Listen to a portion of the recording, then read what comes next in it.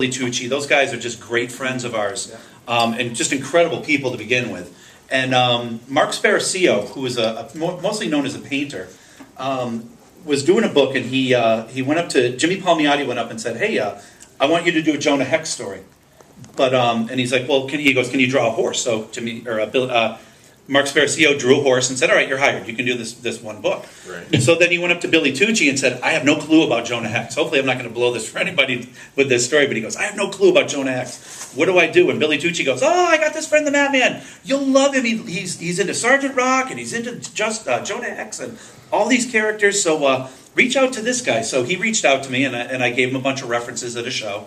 And kind of got him back. And then about 2 weeks after I saw him for the last time, he said, "I'm just getting ready to do photos for the book. Do you want to come down and maybe be in it?" And I'm like, "Oh, absolutely." Now, Jonah Hex it's one of my favorite characters. This was a dream come true for me to think I was going to be in a panel. However, I ended up being in 90% of the book. Wow. Brian and I both did that. We were Elmsford and Blackie, and we were the two bad guys in this book. It's Jonah Hex, I want to say 37. So go out, when you're done, go out and hit the bins and go find it. But we were in 90... Because he gets royalties too. I wish I did. Well, you know what? The royalty is in my heart. Because we'll find it because he's bought all the copies. Right? Because... signing them all. To be in this book, and the last panel is Jonah Hex shooting us in a bar. And I was able to get a page of that and send it to my dad for a Father's Day gift a bunch of years ago, saying, "Whoever would have thought your love of comics would get me killed in a bar in the Wild West." But it was, to me right there, it was after I got that book and saw it on the stands and opened it up and said, "That is me, and that looks exactly like me." It was pretty, I was done. Let the rapture begin. I can go now. I'm done. We had kind of an ironic story like that too. We met this local artist we didn't even know anything about. His name was Eric Maruschak. I'll plug him out there for him. He runs pepperinc.com. And Eric, I didn't even know about this guy. We were at, Speedy Fest, right? Speedy Fest. Which is a local hot air balloon rally that we go to every year. We sweat our balls off. I'll say it on air. I don't care. Yeah, we sweat our balloons off. We're out there in armor and kits. We're like, "Hey, everybody!" And sweat's pouring down your face, the inside of that helmet. But you're like, "Hey!" And Eric walks by, and he's a local artist. He just comes in, and he's shaking hands with guys, and he says to my wife, he says, "I don't know if you know anything about this Star Wars convention thing that's going on in Florida, but I'm going down in a couple weeks." My wife said, "Oh yeah, we're going in a couple weeks too." She was cross-stitching, not really paying attention. She goes, "Yeah, I'm going down to actually draw one of the big murals on the floor." And that was the first time I saw my wife stop cross-stitching and look up at him and say, "And who are you?" And he says, "Oh, I'm Eric Maruschak, and I'm local." And my wife's like, "Oh, really? Like, where do you live?" We found out he lives like 3 blocks from my house. That's awesome. I'm like, that's wow. Awesome. How does this guy live 3 blocks from my house? So then she's like, "Bob, get over here." She's like, "No, get over here." And I'm like, and it was first I was fighting her. I was like, "But I'm trying to take pictures." "No, get over here now." So I get over there and I start talking to Eric and found out he was commissioned to draw the big chalk mural, which was on the floor for Celebration 5. Not only was he commissioned to do it, but he was told who the new character was for Clone Wars Season 4. He had a rendering of it, but he couldn't tell us who the character was. And he built the chalk mural so that Saturday morning, he left that part blank. So when George did his little interview in the morning, which Gary and I watched, we were both like, boring. But we didn't care about that part because we just wanted to see who the new character was, which ended up being Savage Opress. And Eric, as soon as they released Savage Opress, he was the first guy to draw it. And the cool thing about it was, this is a hometown hero drawing the first rendering of Savage Opress in public. And we were all like, "This is awesome." And I said to Eric, I'm like, "This is so cool. We're plugging you. We're going, nuts on you." What I didn't know is he had told everybody at the con he was not taking interviews from anyone but the Galaxy Cast team. And that's I was awesome. Like, that was so cool. Matter of fact, he torqued off the Force.net. If anybody knows TFN, they're run by LFL, practically huge. Yeah, these guys are like, they are the quintessential Star Wars podcast. He said no to them and said, "But I'm going to let these guys interview me over here." I got stares from TFN like you wouldn't believe. I was like, "Hi, Dan Curto." Don't hate me. You find a wampus head in your bed. I was expecting death threats to come my way or something. Well, we were exclusive. And that was really cool. That was like the I Ching moment for me, to be exclusive for that artist. Yeah, it wasn't just the Force.net, but it was also Fox News, yeah, that's right. ABC News, Everybody wanted Spike to- TV. yeah. They wanted to interview him. He said said no. I was like, who does that? That was just, to me, that was amazing. And that says something about, not only did he have loyalty to us, but he had loyalty to us because we were from the same town. And he understood that town branding sometimes means everything. These guys are from Binghamton, so am I. I'm going to stand behind them. As a matter of fact, we stood behind him so much, we got invited to Celebration 6.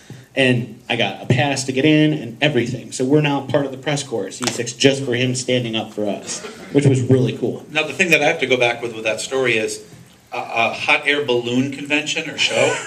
Is this something that's, obviously I'm not from this area. They're called balloon rallies, is actually what they're referred to. And that your wife was sewing at this thing. My wife sews everywhere. Okay, so this is not something that you would. I'm Sorry, my wife's a Balloon seamstress. sewing.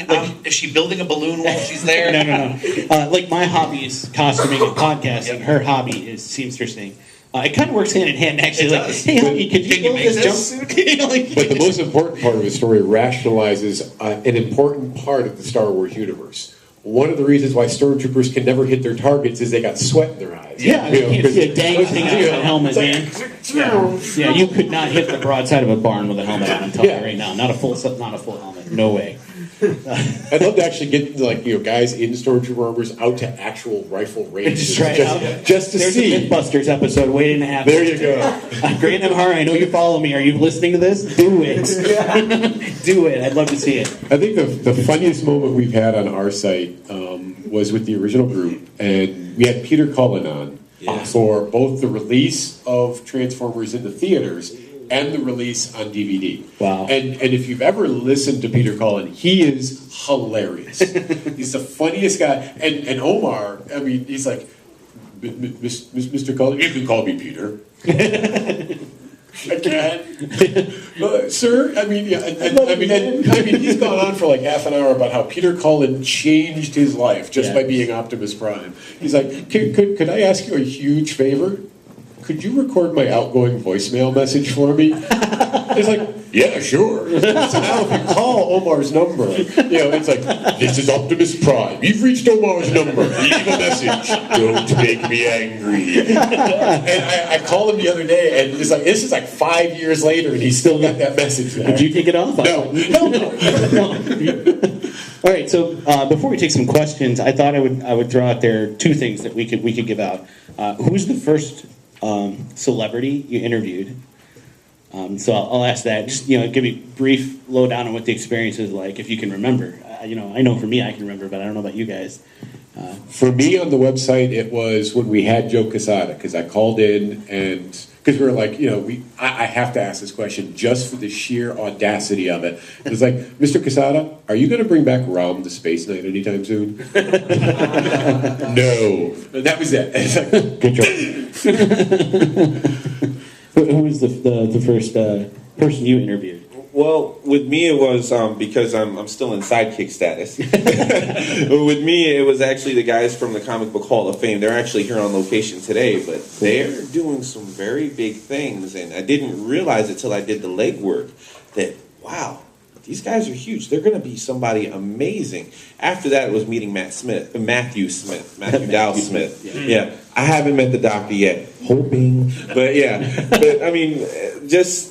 That was the most memorable interview I've ever had because I don't think I've ever seen in person artwork that they brought on and just been able to talk with somebody that's so down to earth like that. I mean, that was not for, nothing. That was popping my podcast cherry. Yeah, that was. You have to remember, this is actually also Dante's first comic convention ever. Oh, okay. Nice. Yeah. Yeah, it is. And I'm switching mics. Look at this. You got two of them in your face. It's true. Well, when you He's getting mics everywhere. when you're sidekick status, you got to be flexible, guys. That's one thing everybody needs. But no, it was just meeting the Comic Book Hall of Fame guys and talking to them and just developing things from there. But yeah, just meeting them and sitting down and building that rapport was absolutely phenomenal for me. Who was your first celebrity? The first interview that I did for the show online was a Skype interview which I was terrified to do in the first place because, you hear that boing, it's like, am I recording? What's going on? What's Right. happening? That's the only thing about going live. Like here, even I was Yeah. like, "You're really going?" But do we have any Canadians in the audience here? Okay, we've got one. One guy. Richard Comley, who is, he created Captain Canuck. And this was a book that as a young kid ended up in my drugstore in Connecticut. Bought it, thought it was the greatest thing I ever read in my entire life. So when we were doing interviews and like just starting to get the show, there was a story about him. I contacted him. I said, can I call you and maybe do an interview? And that's exactly what we did. I ended up chatting with him. Great guy. But that was the first interview that I ever did. And, for a lot of people, it might not have been the huge interview that we, things that we've done later on, but that was magical. My wife's putting groceries away in the background as I'm talking to him. My daughters are trying to come up and ask me questions, but just a great memory. For me, Actually, I remember Captain Canuck in Utica in central New York. We had that in a couple of different stores there. And it was number 9. Everybody has number 9. It's the one that showed up everywhere. well, for me, it was ironically it was Ray Park. If nobody knows who he is, he played Darth Maul. He was Snake Eyes in the G.I. Joe movie. He's done a lot of stunt action type of things. And it's a good thing Ray Park was a nice guy because I was between being a nervous wreck and pacing the damn floor. I was actually at Syracuse Hero Convention, which was an old convention a while ago that they used to have almost every year in That Syracuse. was Jeff Watkins, wasn't it? Yeah, Jeff Watkins was running it. I know Jeff. We have an Cloud City auction going Comics, on I up in think, his or something like store that. right now. Yeah, great guy. And I was there, and Ray Park was there, and I was like, I'm going to interview Ray Park. And I was so nervous. I went over and I asked him, like, can I interview? I felt like that little geeky kid with like the zit in his nose, like, can I interview? He was like, sure, come back and at the end of the con when I'm not busy, and we can interview. We had a blast with the guy anyway. I mean, at one point, Ray Park's kind of a kid. If you've never met him. He found out we all had lightsabers, including the Darth Maul lightsaber, and he's like, well, let's go play. And he literally went out in the parking lot. We're all like dueling out in the parking lot. Wait. So you've got Darth Maul. Uh-huh. Darth Maul, and you guys are basically lightsabering it up. Just With Darth Maul. With In the Darth parking Maul. lot. Yeah. You got owned. Oh, yeah. No, But that was still awesome. We did. It was totally awesome to get killed by Darth Maul. I was like, yeah. Well, the best part was we were sitting out there, and all of a sudden you hear over the loudspeakers, could Ray Park please return to his table? You have a line of autographers. And we walk it back in, and there's a line going out and around the convention floor, out the door, out the hall. He comes in, he looks at the guy. He's got this thing like, but Mom! He goes, I'm sorry, but I had to play. So he comes over and he sits down and starts signing autographs again. Well, my buddy Ian was with me at the time, and he kept telling me, wait. So I'm standing, I'm like pacing, I'm like all the way across the convention floor. I know Ray Park saw me though, because I just guarantee he did. And I'm just pacing, I'm like, I want to. So finally Ian goes, okay, go. Because I think he was sick of telling me no more. And I went over and I interviewed Ray Park, and he was so cool about it. I sat down, we talked a little bit, and he goes, okay, now that you've gotten used to the fact that I'm a celebrity, I'm a guy like you, just ask me questions. He's like, it's not a big deal. I was like, cool. And then we had a great conversation, him and I. It was probably the best interview I've ever done, actually, because he was like, I'm just a guy. When some people ask me, what's it like to interview so-and-so? I'm like, they're a person. Like you, like me, like anybody else. That's like with Peter Cullen. Forget everything else. He's so personable. He was like, Right. And he came back. He's like, oh, I'd love to have, be back on your show. Right. Call me anytime. And gives us like his cell phone number and say, oh, hey, okay, we're going to call you. Would you like us to, It's like, oh, yeah, sure, I'll make time for you. Yeah. Right. And that's, I've had people, let me wrap this up. One last thing that we can do here before, if anybody has any questions. Everybody's asked me, what's the one thing you would say to every new podcaster? So let me ask you guys, what would you say to every new podcaster out there? They could say, you got 30 seconds, go. Enjoy yourself. I mean, if you're doing this, you might as well be doing it to enjoy yourself. I've listened to podcasts where literally it sounds like, they could be talking about comic books or window blinds, and it doesn't really matter to them. It's like, yeah, and, the new issue came out this week. Just, if you're going to do it, do what you enjoy, okay, and make that part of it. Excellent. What would you say?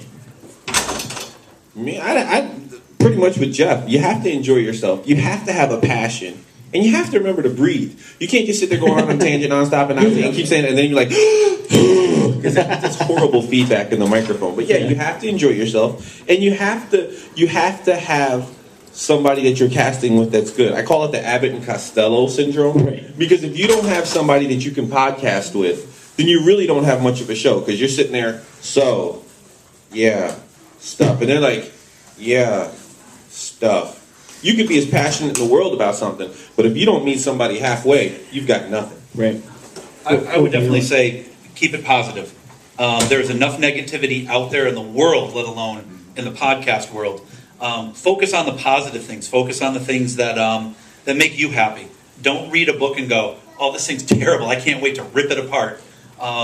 You find the things. If you read something that you absolutely gush and love, talk about it. When you watch the Avengers movie, talk about how awesome it was. Don't talk about how bad Captain America's boots were. Because I caught myself doing that. Oh, this is the greatest movie of all time, but Captain America's boots were horrible. And, that's not the right mentality you should have going into it. I do that with my trade reviews, where I do the trade papers. Like, I love this book, but it sucks for the price. It's like the Staples. My one advice that everybody asked me, like, what would you say? I told them, there is nothing you can't do. Nothing. Sure. Nothing. Sure.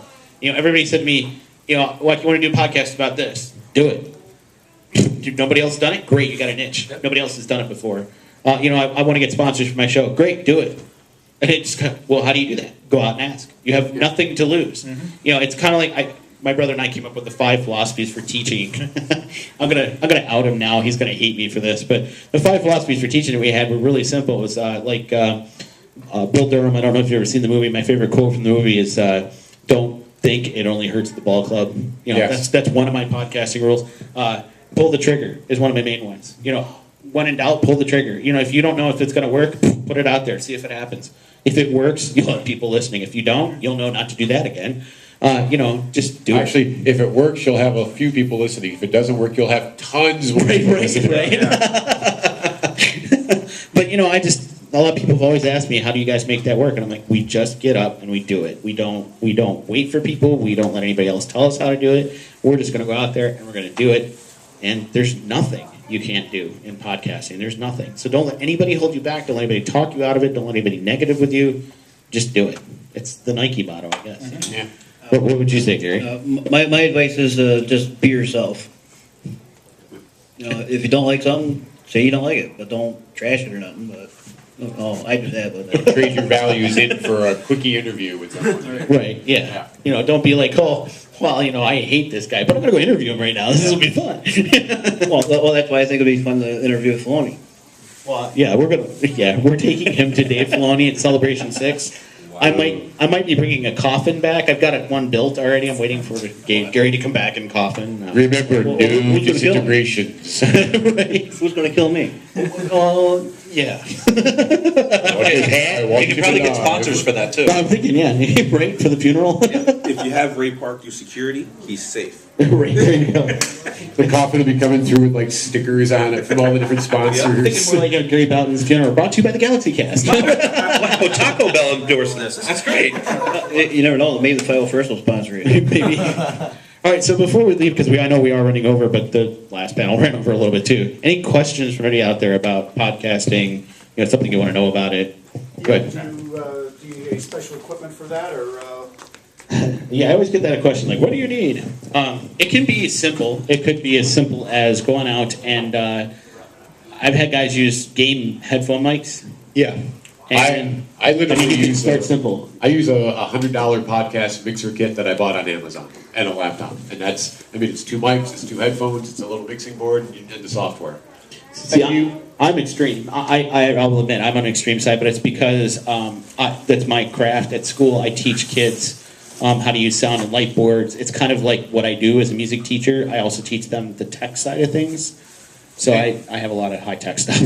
And where would you find someone else to do the podcast with? Because I really, right now, I don't really know anybody else who would share my weird interests. But Well, you don't have to necessarily have somebody who shares and is the A to your B. You more like, sometimes you want to have the X to your B or the X to your A. Because let's face it, if you don't have, you don't have to agree with everything that you're talking about. That doesn't make for good conversation in the first place. So if you have somebody that you're close with, like Jeff and I, we used to work together. Yeah. That's how he brought me in, because you know what? on our breaks, we'd sit there and she was fat. You're like, you know what? You should come over and do this sometime. You basically recorded a show on your breaks. Yeah. Exactly. That's it. Anybody that you've ever had that type of conversation with that you've really enjoyed, whether it be you guys agreed about everything, agreed about some things, or agreed about nothing. If it's worth a conversation, that's your member.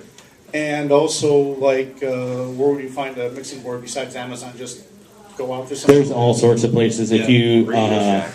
yeah, you could start a Radio Shack, although I suggest not. You know, eBay, you know. eBay. Yeah. My I-Ching is Musician's Friend. If you go on musiciansfriend.com, they've got great stuff. By the way, the Guitar Center runs them too. So if you go to your local Guitar Center, if there's one around, they've got all Musician's Friend equipment.